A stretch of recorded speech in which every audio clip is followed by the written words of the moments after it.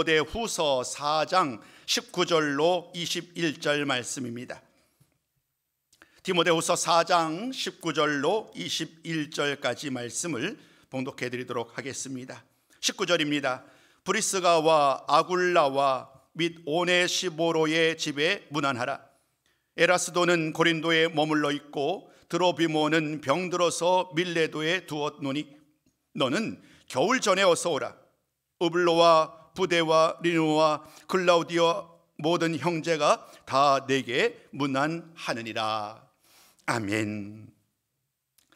오늘이 2023년 오후 예배로는 마지막 예배 시간이더라고요.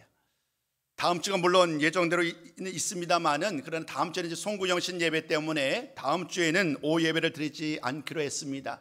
그래서 오늘이 마지막 주일이 되었고, 그래서 마지막 주 오후 예배는 어떤 말씀을 전할까 쭉 묵상하다가 이 말씀을 좀 준비하고 좀 여러 가지 좀 나누게 되었습니다. 인생의 겨울이 오기 전에. 오늘 사도 바울이 그의 모든 삶을 다 마무리하고 좀 감옥에 있어요. 정말 뜨겁게 사랑했고 뜨겁게 복음을 전했던, 정말 가슴은 여전히 뜨거운 사람입니다만은, 그러나 감옥에 가둔 채 그의 마지막 삶의 여정을 보내고 있습니다. 인생의 겨울을 맞이한 거지요.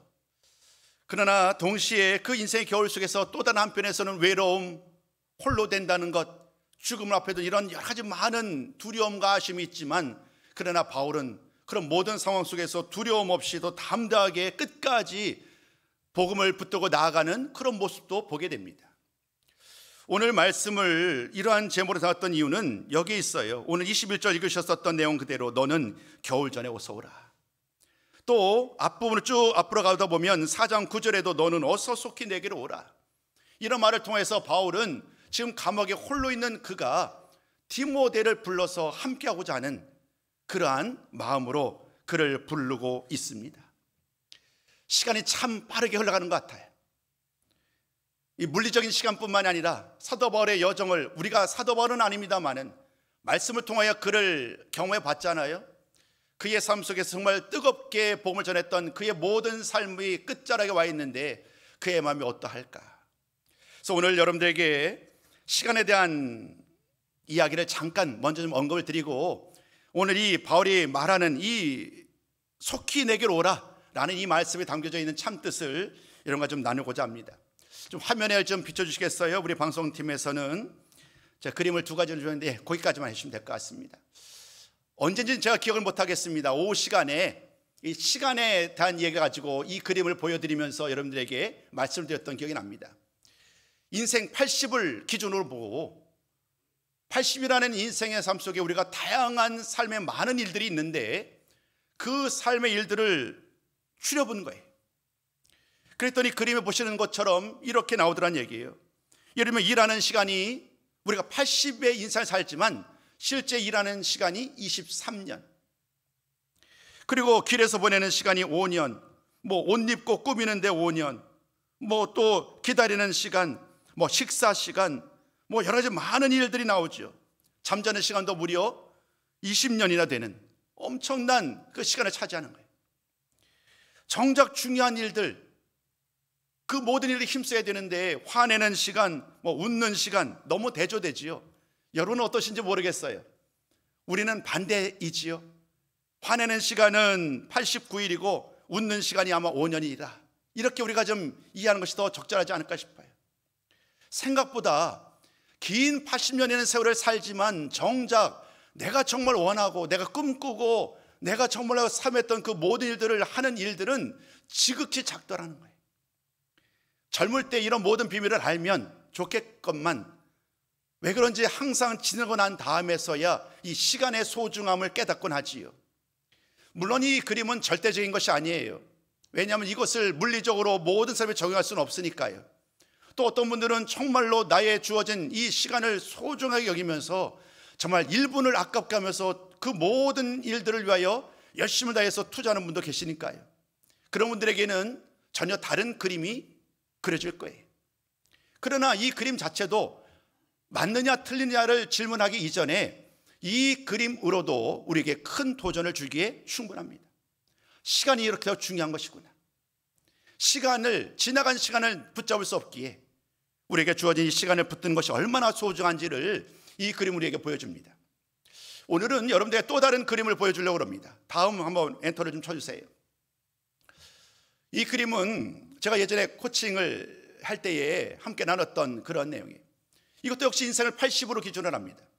인생을 80인데 이 80년을 하루로 줄이는 거예요. 24. 그럼 내 나이가, 지금 현재 나의 나이가 그 24시간의 시간에 어느 정도에 위치하고 있는지 이 그림을 통해서 우리가 일상할 수 있습니다. 일명 인생 시간표라고 그러는데, 여기 말씀을 잘 보면 그 80세의 24시 정각의 가장 맞은편에 있는 정오 시간을 가리키는 나이가 40이죠. 40세가 인생의 가장 절반을 보내온 거예요. 50세, 60세, 70세 그림을 보시면 그 각각 해당하는 그 나이에 해당되는 시간이 정해져 있습니다. 60세 같은 경우는 18시, 저녁 6시. 그리고 70세 같은 경우는 저녁 9시. 24시간을 가리키는데 시간이 흘러가면 흘러갈수록 하루가 끝나잖아요. 우리의 인생도 마찬가지라는 거예요.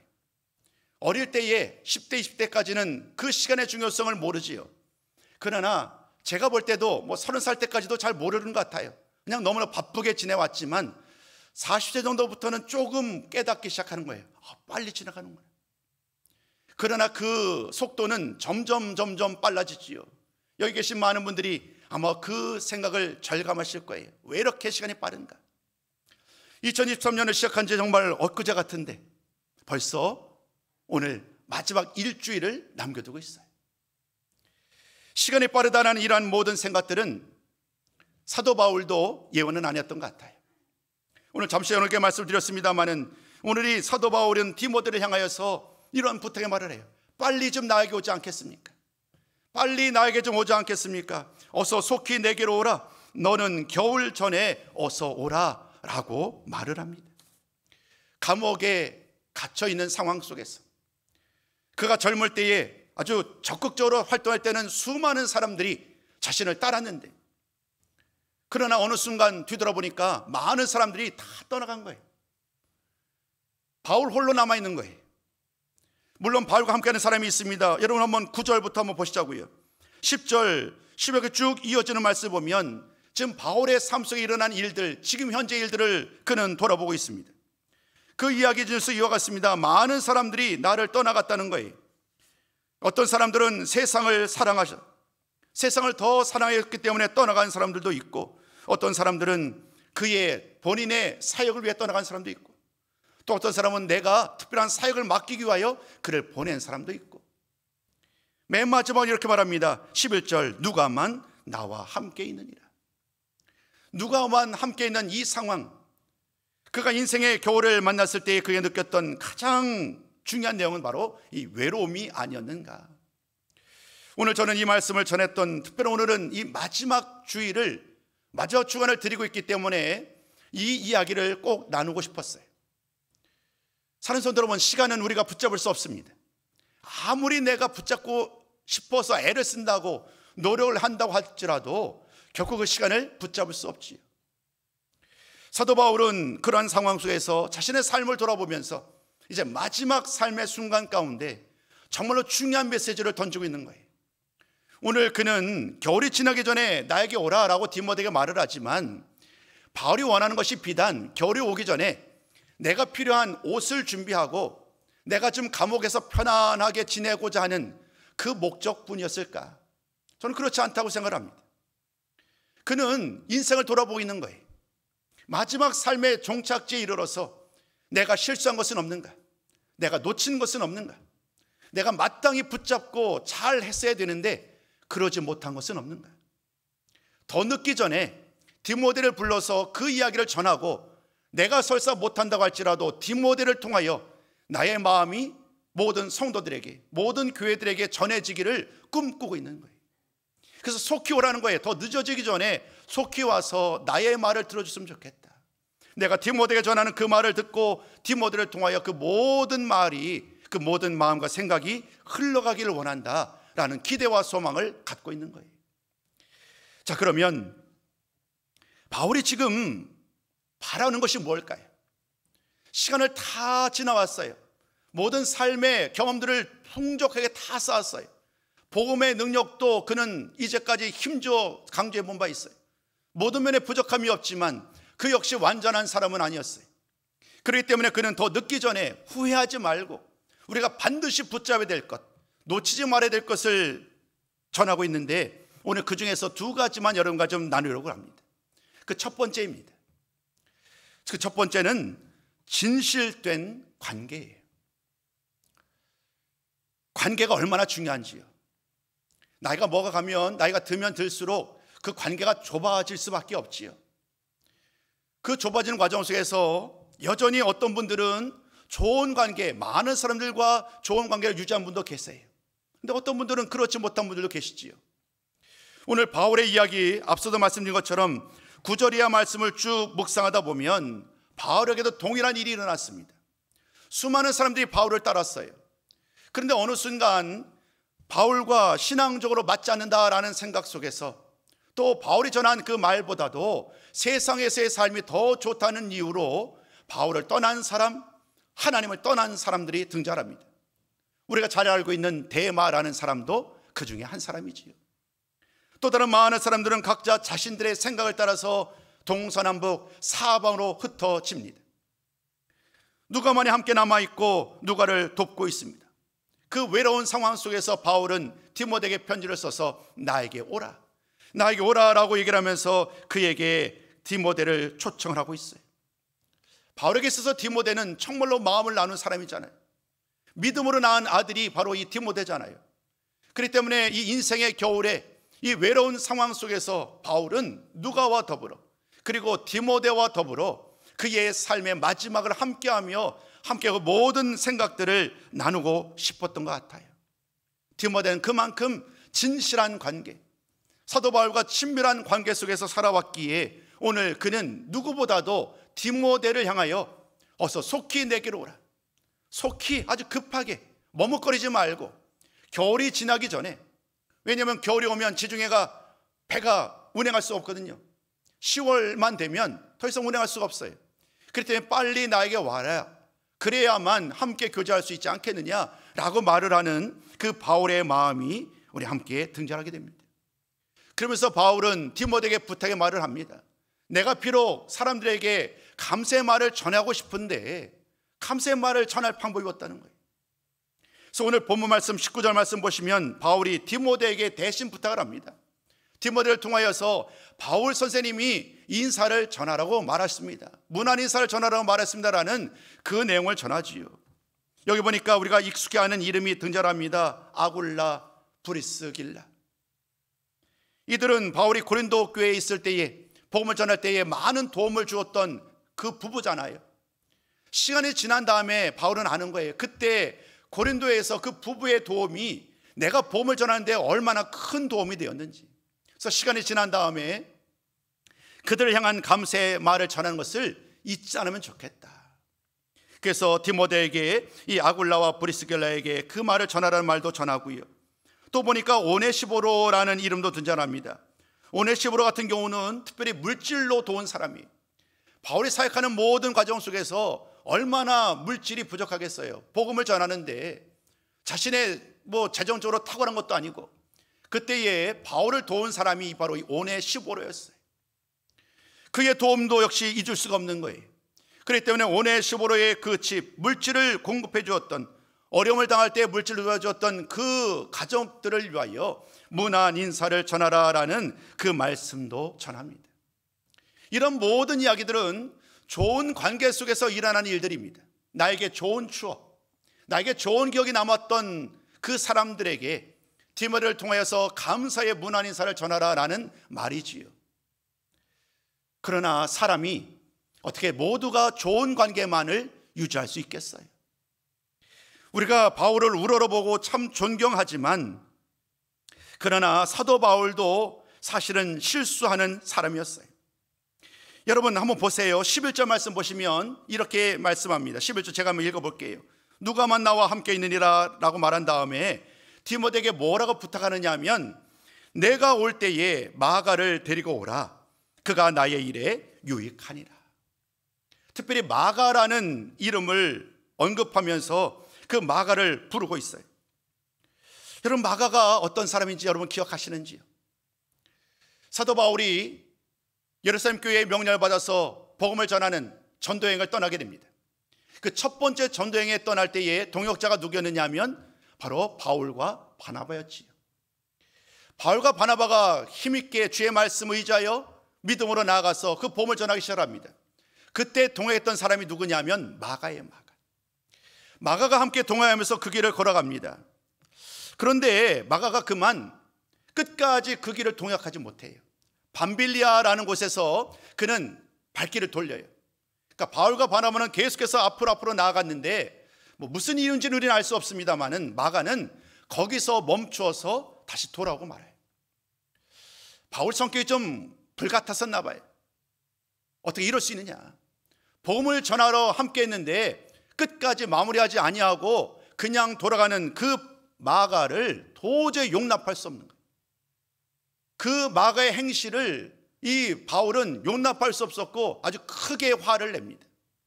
시간이 지난 다음에요, 그 화가 풀어지지 않아요. 그래서 이제는요, 그 화가 누구로부터 누구 또 싸우게 되느냐 하면 바울과 바나바가 서로 이 마가의 문제를 가지고 싸우게 됩니다. 두 번째 전도여행은 결국 그 싸움이 계속 더 심해졌기 때문에 둘이 헤어져서 바나바는 또 다른 삶의 여정 가운데 전도여행을 떠나고 바울은 바울대로 또 다른 동역자를 구해서 또다시 두 번째 전도여행을 떠나게 되는 그러한 상황까지 이르게 되었어요. 끝까지 함께하지 못한 사람들은 내가 보지 않겠다. 아마도 바울 젊을 때의 바울은 그랬던 사람인 것 같아요. 근데 시간이 흘렀어요. 시간이 많이 흐른 다음에 그는 돌아보는 거예요. 내가 그때 너무 성급했구나. 내가 그때 너무 다혈질적으로 내가 반응했구나. 마가의 현실, 마가의 상황을 온전히 알지 못한 채 너무 마가를 몰아붙인 것은 아닌가, 아마도 후회 섞인 생각을 했던 것 같아요. 그래서 디모데에게 편지를 보내서 그에게 올 때에 마가도 함께 와라. 그 마가를 만나서 그 과거의 일을 떠올리면서 내가 그때 너무 지나친 것 같다, 이렇게 얘기를 아마 하려고 하지 않았을까, 충분히 미뤄 진절할 수 있습니다. 사랑하는 성도 여러분, 우리 모두는 완전하지 않아요. 그 어떤 사람도, 우리가 성인 군자라고 칭송하는 그 모든 사람들도 사실은 허점투성이, 실수투성이. 중요한 것은 뭔가 하면 내가 실수하는 사람이고 내가 잘못 사는 사람인 것을 인정할 수 있어야 합니다. 그리고 그 관계를 회복할 수 있도록 스스로 자신을 내려놓아야 합니다. 만약 그렇지 못한다 한다면 모든 사람들이 다 떠나갈 수밖에 없을 거예요. 그토록 내중심적으로 사람들을 끌어당기고 이용하고 내가 필요 없으면 버리게 되는 이러한 세상의 원리 가운데 어떤 사람이 끝까지 함께 하겠어요? 오늘 여러분께 첫 번째 말씀, 진실된 관계가 중요하다고 말씀드렸잖아요. 수많은 관계가 있지만 오늘 우리에게 중요한 두 가지 관계. 첫 번째, 하나님과의 관계. 하나님과 나와의 관계는 결코 흔들림이 없어야 합니다. 어떤 이유로도 흔들림 없는 정말 가장 중요한, 모든 것을 다 포기한다고 할지라도 오직 한 가지 내가 붙잡아야 한다고 한다면 그것이 바로 하나님과의 관계를 온전히 세워야 한다는 거예요. 올 한 해를 끝내면서 하나님과 나의 관계를 돌아보는 시간 되었으면 좋겠어요. 과연 얼마나 하나님 말씀 따라, 하나님 명령 따라 살아왔는지, 하나님과의 관계가 더 온전한 모습으로 지속되고 있는지, 또 동시에 두 번째, 우리 이웃 사람들, 우리 주변 사람들, 교회 성도들, 가족들, 특별히 저의 예를 들면 가족들에게 실수하기가 가장 쉬워요. 가족이니까 쉽게 말을 하죠.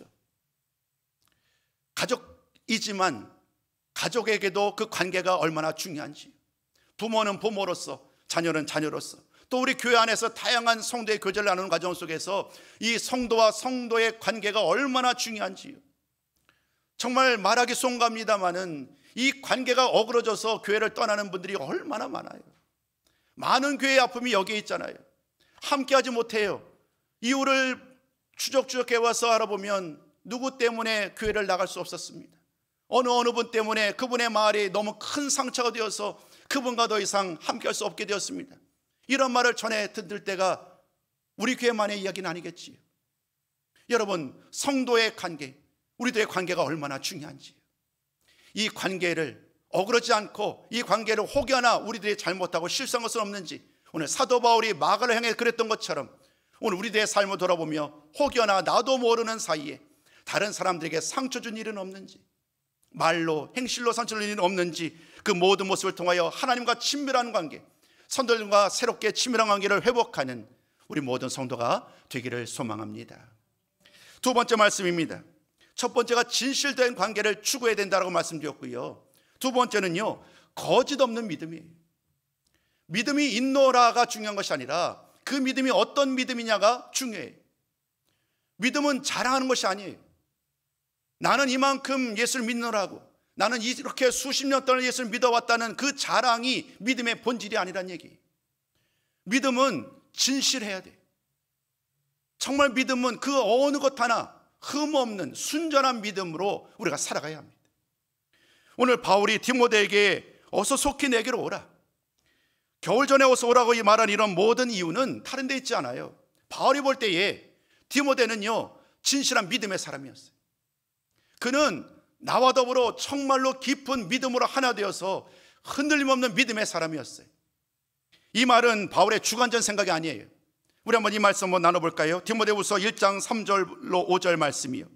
우리 한번 이 말씀 같이 한번 읽어봅니다. 자, 시작. 내가 밤낮 간구하는 가운데 쉬지 않고 너를 생각하여 내 눈물을 생각하여 너 보기를 원함은 내 기쁨이 가득하게 하려 함이니 이는 내 속에 거짓이 없는 믿음이 있음을 생각함이라.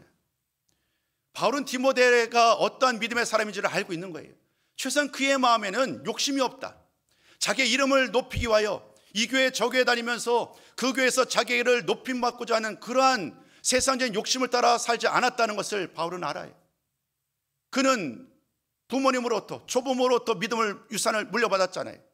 신실한 믿음, 거짓 없는 믿음으로 살아왔기 때문에 끝까지 디모데는 바울과 함께 할 수 있었어요. 그 믿음의 사람, 거짓 없는 믿음의 사람이었기 때문에 바울은 이 마지막에 그를 찾는 거예요. 함께 더불어 마지막을 보내면서 그 믿음을 전수하고자 했던 그 마음, 그 간절한 마음, 인생의 겨울에 닥친 이 상황 가운데 그의 생각이 얼마나 귀한지요. 그러나 여러분, 그가 나이가 먹었다고 해서 마음이 우유부단해진 것은 아니에요. 끝까지 그는 타협하지 않습니다. 신실한 믿음, 진실된 믿음, 거짓 없는 믿음으로 살아가는 사람들에게는 한량없는 은혜와 사랑으로 나누지만, 그러나 거짓된 믿음으로 살아가는 사람에는 가차가 없어요. 오늘 한번 본문 말씀 그 중간이겠네요. 1장 18절부터 20절 말씀, 이 말씀 한번 보시자고요. 이 말씀도 먼저 읽은 다음에 좀 제가 설명드리겠습니다. 디모데전서 1장 18절 20절 우리 한번 같이 한번 읽어봅니다. 자, 시작. 아들 디모데야, 내가 네게 이 교훈으로서 명하노니 전에 너를 지도한 예언을 따라 그것으로 선한 싸움을 싸우며 다음이요 믿음과 착한 양심을 가지라. 어떤 이들은 이 양심을 버렸고 그 믿음에 관하여는 파선하였느니라. 그 가운데에 후메네오와 알렉산더가 있으니 내가 사탄에게 내준 것은 그들로 훈계를 받아 신성을 모독하지 못하게 하려 함이라. 이렇게 말을 합니다. 여러분, 바울은요 신실한 믿음의 사람에게는 정말 하염없이 사랑으로 다가갔어요. 디모데에게도 그랬잖아요. 그런데 오늘 예를 드는 이 알렉산더라는 이 사람, 오늘 본문 말씀은 디모데후서 말씀으로 보면 4장 14절에 있어요. 이 알렉산더에 대해서는 내가 용납하지 않겠다는 거예요. 그는 거짓 믿음의 사람이라는 거예요. 아니, 아예 하나님을 반대하는 사람이었다는 거예요. 우상을 만들고 구리로 우상을 만들어서 하나님을 대적하는 사람이었다는 거예요.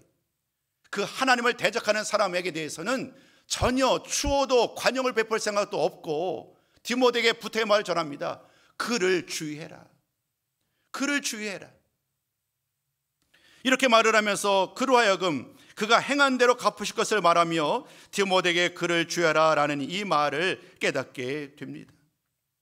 사는 성도 여러분, 이러한 많은 것들을 통하여서 우리는 많은 생각을 하게 됩니다. 그러나 이런 원동력이 어디에 있었을까? 결국 가장 중요한 것은 나의 믿음이었어요. 나의 믿음. 바울 자신의 믿음이었다고요. 디모데의 믿음도 귀하지만, 그의 거짓 없는 믿음도 귀하고 그를 칭찬하지만, 바울 자신이 진실된 믿음이 없었다고 한다면 어떻게 이런 모든 일들이 가능할 수 있었을까요? 저는 여러분들에게 권면하고 싶습니다. 나의 믿음, 그 믿음은 나만을 구원할 수 있을 뿐이에요. 나의 믿음이 좋다고 가족들을 대신 구원할 수 없어요.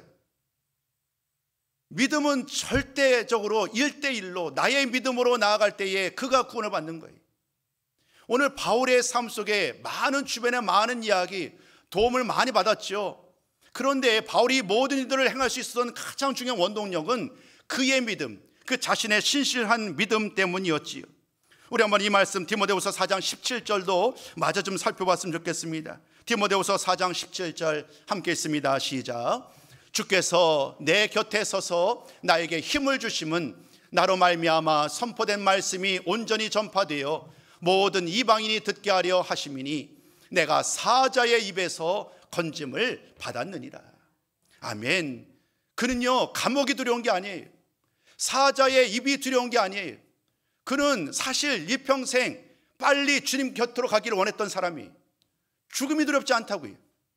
그럼에도 불구하고 그는 날마다 모든 사람들 앞에서 이 모든 믿음의 싸움에서 승리하고 있음을 보여주길 원해요. 왜냐하면 그가 믿음으로 싸워 승리해야만 그를 따르는 수많은 사람들이 그 사도 바울을 보고 그들도 역시 믿음으로 그 길을 뒤따를 것이기 때문입니다. 그에게는 그 어떤 것도 두렵지 않았습니다.